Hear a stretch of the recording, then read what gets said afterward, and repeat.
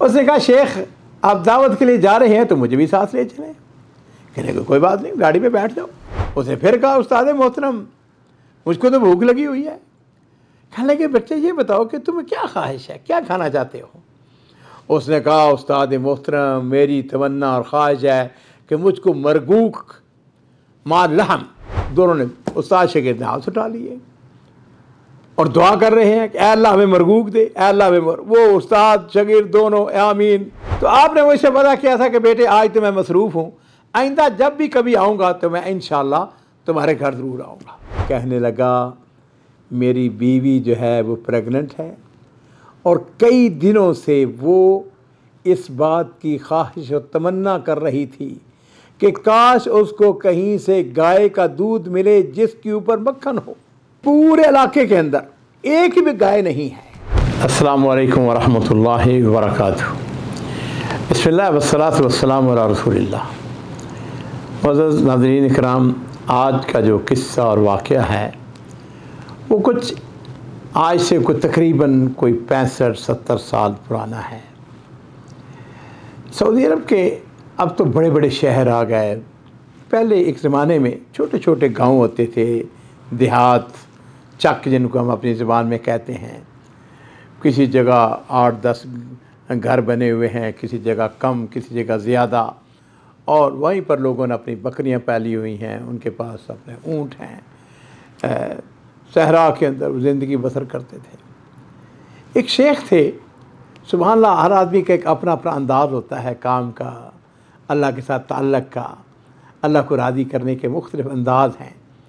ये जो शेख जिनका मैं ज़िक्र कर रहा हूँ, इनका काम ये था कि ये उन देहातों के अंदर हैं जी, हिजर कहते हैं इनको अरबी ज़बान के अंदर, उनमें वहाँ पर जाके तबलीग करते। अगर जुमे का दिन होता तो जी किसी जगह वो जुमा पढ़ा देते, वरना सुबह शाम गाड़ी उनके पास अपनी थी तो उसमें इधर से उधर वो जाके तबलीग करते, और लोग भी उनकी गुफ्तगू को, उनके अंदाज़ को बड़ा पसंद करते। आपको याद होगा किसी ज़माने में हमारे देहातों में बड़े अच्छे अंदाज़ में जो वाइज़ीन होते थे, बड़ी मीठी ज़बान में, बड़े धीमे अंदाज़ में, बड़े प्यार से, मोहब्बत से लोगों को वो दीन की दावत देते थे।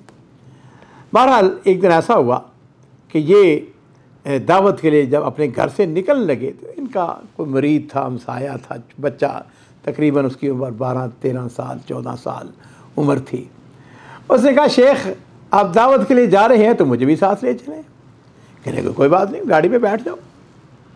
घर से जब निकलने लगे अजीज़ों, तो उन्होंने क्या किया कि इनके पास गाय थी तो दूध था उसका।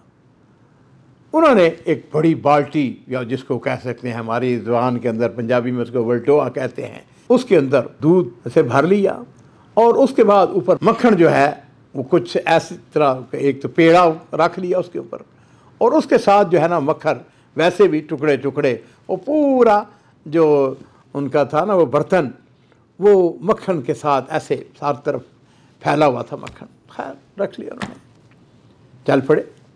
थोड़ा सा फासला तय किया तो वो जो नौजवान था उनके साथ शागिर्द, उनका कहने लगा कि उस्ताद मोहतरम मुझे तो भूख लगी हुई है।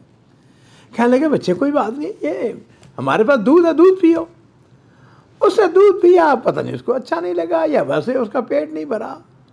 बहरहाल थोड़ा सा आगे गए, उसने फिर कहा उस्ताद मोहतरम मुझको तो भूख लगी हुई है। कहने लगे बच्चे ये बताओ कि तुम्हें क्या ख्वाहिश है, क्या खाना चाहते हो। उसने कहा उस्ताद मोहतरम मेरी तमन्ना और ख्वाहिश है कि मुझको मरगूक मार लहम, गोश्त के साथ मरगूक, गोश्त वाला मरगूक मुझको मिले।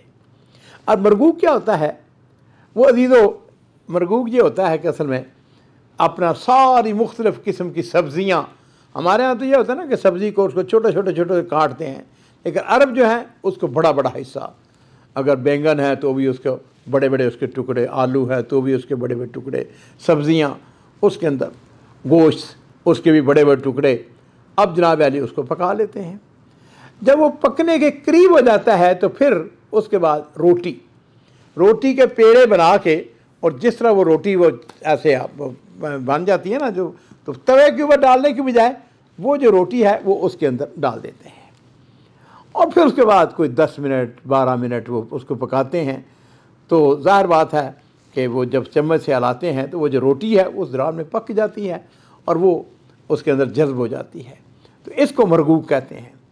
اور یہ واقعتاً بہت ٹیسٹی ہوتا ہے۔ میں نے یہ اس لیے بتایا ہے کہ ہمارے جو سامعین ہیں یا میری جو بہنیں بیٹیاں ہیں، اگر وہ چاہیں تو اس کو پکا کے دیکھیں۔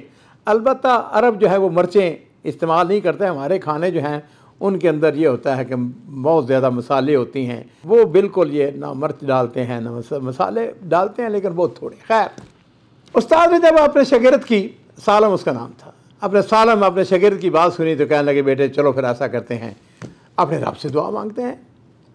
ویسے تو عام حالت میں اس زمانے میں گوشت ملنا کوئی اتنا آسان نہیں تھا۔ بہرحال دونوں نے، استاد شاگرد نے ہاتھ اٹھا لیے اور دعا کر رہے ہیں کہ اے اللہ ہمیں مرغوب دے، اے اللہ ہمیں وہ استاد شاگرد دونوں آمین جی۔ وقال ربکم ادعونی استجب لکم، اللہ تعالیٰ فرماتے ہیں کہ مجھ سے دعا مانگو، میں تمہاری دعاؤں کو قبول کرنے والا ہوں۔ لو جی آگے چل پڑے۔ ایک چھوٹا سا پھر وہ بستی سی آئی، وہ ہجر آیا، تو استاد جو ہے وہ کہنے لگے ظاہر سالم بات سنو، میں کوئی 2-3 سال پہلے یہاں پہ آیا تھا اور میں نے یہاں پہ درس دیا تھا، تو ظہر کا وقت ہو چکا ہے، چلو یہاں پہ نماز پڑھتے ہیں اور لوگوں کو واضح نصیحت کرتے ہیں۔ لو جی انہوں نے مسجد کے سامنے گاڑی کھڑی کر لی، نماز پڑھائی یا پڑھی انہوں نے، بہرحال نماز کے بعد انہوں نے تھوڑا سا درس دیا۔ جب اس وقت وہ مسجد سے نکلنے لگے تو ایک شخص نے ان کا بازو پکڑ لیا، اس نے کہا شیخ آپ کو یاد ہوگا آج سے 2 سال پہلے 2.5 سال پہلے آپ ہمارے اس علاقے میں آئے تھے، ہماری اس بستی میں آئے تھے، اور میں نے آپ سے کہا تھا کہ میرے گھر تشریف لے جائیں۔ عرب جو ہے ان کے مہمان نوازی جو ہے وہ تو گھٹی کے اندر پڑی ہوئی ہے نا، تو آپ نے مجھ سے وعدہ کیا تھا کہ بیٹے آج تو میں مصروف ہوں، آئندہ جب بھی کبھی آؤں گا تو میں انشاءاللہ تمہارے گھر ضرور آؤں گا۔ استاد محترم اب آپ آئے ہوئے ہیں، آپ میرے گھر تشریف لائیں گے۔ تو یہ جو شیخ ہیں ان سے کہنے کہ دیکھو بات سنو، میری 2 شرطیں ہیں، اس شرط پہ میں تمہارے گھر جاؤں۔ ان کا کیا شرط ہے؟ انہوں نے کہا ایک تو یہ شرط ہے، یہ سالم یہ میرا شاگرد میرے ساتھ ہے، اس سے پوچھنا ہوگا کہ بھائی اس سے اجازت لیتے ہیں، ایسے کہتے ہیں کہ بھائی یہ آپ کے گھر جاتا ہے یا نہیں جاتا ہے۔ اور دوسری شرط، کہنے کہ دوسری شرط میں بعد میں تمہیں بتاؤں گا۔ لو جی ناظرین اکرام، وہ اس نے کہا یہ کون سی بات ہے، ہاں بھائی یہ استاد کے ساتھ جاؤ گے کہ نہیں ان کے گھر؟ ان کا میں جاؤں گا، کیوں نہیں جاؤں گا، استاد اگر جا رہے ہیں میں بھی جاؤں گا۔ لو جی گھر چلے گئے، جا کے بیٹھے۔ ناظرین اکرام آپ کو تعجب ہوگا، چند منٹ گزرے تو وہی شخص جو صاحب خانہ تھا وہ اندر جاتا ہے اور اندر سے ایک بڑا ٹرے، جس کو صحن کہتے ہیں، سینی، اور وہ مرغوب باللحم اس کے ساتھ فل تھی۔ وہ 2 بندوں یا 3 بندوں کا کھانا نہیں تھا بلکہ 5 بندوں کا کھانا تھا، اس نے سامنے رکھ دیا۔ اس نے کہا شیخ تناول فرمائیں۔ اب یہ اللہ تعالیٰ کی کیا کہتے ہیں قدرت کے اوپر، اللہ تعالیٰ نے فوراً ان کی دعا کو قبول کر لیا ہے۔ لو جی ناظرین اکرام بڑے مزے سے کھایا۔ اب اس نے کہا جی آپ نے وہ دوسری شرط جو تھی وہ کیا تھی؟ کہنے لگے میں ابھی بتاتا ہوں۔ اپنے شاگرد سے اشارہ کیا، سالم ایسا کرو کہ گاڑی سے وہ دودھ کا برتن جا اس کو اٹھا کے لے آؤ۔ لو جی وہ دودھ کا برتن لے کے آ گیا، لبالب بھرا ہوا۔ کہنے لگے کہ تمہیں یہ دودھ جو ہے یہ قبول کرنا ہوگا، کہ تم کو مبارک ہو اور تم اس کو قبول کرو، ہدیہ ہے میری طرف سے۔